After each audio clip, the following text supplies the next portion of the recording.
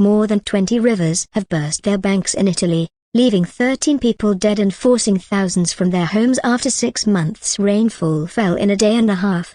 More bodies were found on Thursday after almost every river flooded between Bologna and the northeast coast 115 kilometers, 70 miles, away. Some 280 landslides have taken place. It was a very bad 48 hours. Water and mud took over our whole village, said Roberta Lazzarini, 71. Her home at Botteghino di Zocca, south of Bologna, was hit by a torrent on Wednesday. Streets, houses and gardens were inundated and Roberta said she was still scared. "I've never seen anything like that here. We were stuck and didn't know what to do. I just hope it doesn't happen again." Firefighters helped residents flee their houses, including a 97-year-old woman who had to leave her bedroom in a rubber dinghy. "Our community is broken," said Roberta's daughter, Ins, who runs the local cafe in the central square. "We felt completely cut out, isolated. Some of us were truly terrified. We've had floods before, but it has never been this bad as far as I can remember,"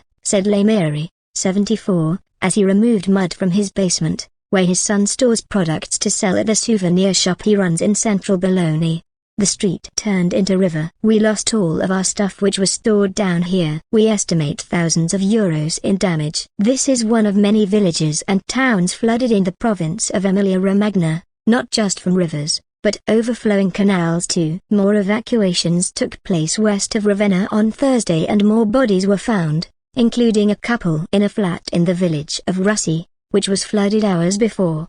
Many are warning that Italy needs a national plan to respond to the effects of climate change. Civil Protection Minister Nello Musumeci said tropical conditions had already reached Italy, with 20 centimeters of rain falling in 36 hours, and in some areas up to 50 centimeters.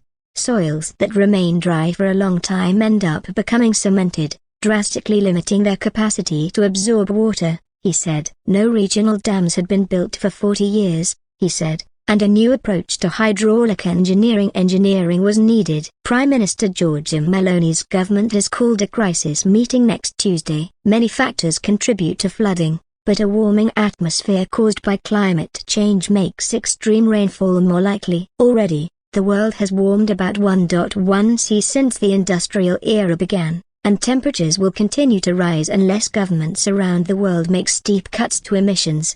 Antonio Francesco Rizzuto, a 55-year-old lawyer who lives by the river with his wife, was forced to leave on Tuesday night and is now living at his daughter's in a nearby village.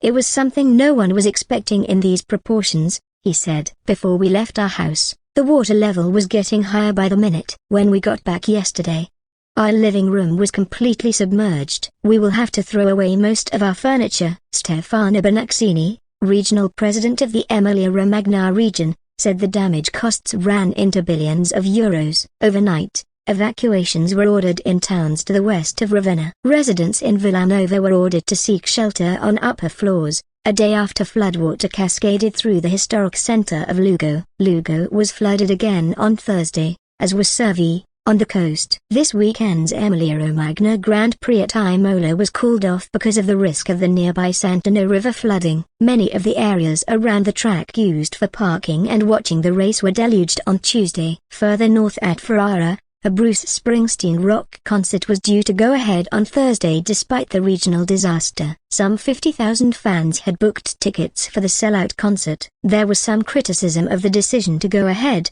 with one local councillor Anna Ferraresi accusing local officials of proceeding regardless of the despair of thousands of people in the region. As well as the 23 rivers that burst their banks, the Zena stream turned into a raging torrent in Botteghino di Zocca. Lino Lenzi, 80, was standing in what used to be his daughter's garden, which was now overflowing with mud, his grandchildren's toys submerged. "I've lived here for 70 years and I've never seen anything like this," he said. "The water is everywhere." The house has belonged to the family for generations and his daughter had just finished renovating it. Inside his kitchen, the water is up to our ankles. The day before, it was more than 2 meters, 6.5 feet, high. "We've had to get rid of the water with everything we've got, buckets, pots and pans." Lino complained the local rivers had not been dredged for years. "No one has showed up to help. We've received zero help from the government or local authority.